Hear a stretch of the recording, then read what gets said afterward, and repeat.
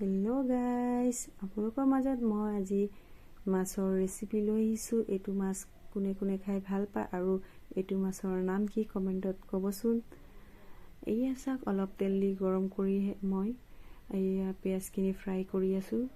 Fry কৰি অলপ বেছি পিঁয়াজ দিয়া হয় ন, অলপ সেনেকৈ বনালে মছলাকৈ বনালে আমি অলপ পিঁয়াজখিনি ফ্ৰাই কৰি সেইখিনি নমাই পিনি অলপ পিঁয়াজ দি মছলাখিনি পূৰা মজাই লৈছোঁ।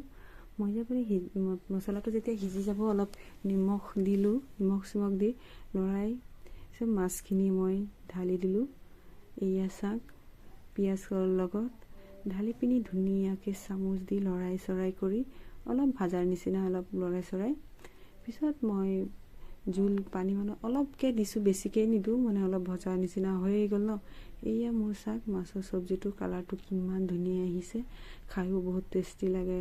আপোনালোকে কোনে কোনে খাই ভাল পায় মোক কমেণ্ট কৰিব আৰু মোক শ্বেয়াৰ কৰি দিব ভিডিঅ'টো, আৰু মোক ফ'ল' কৰি দিব, যাতে মই আপোনালোকৰ মাজত আৰু ধুনীয়া ধুনীয়া ভিডিঅ' দিব পাৰোঁ আৰু ৰন্ধা ৰেচিপি দিব পাৰোঁ। যদি মোৰ ৰেচিপি ভিডিঅ' ভাল লাগে মোক কমেণ্ট কৰিব। নেক্সট ভিডিঅ'ত লগ পাম।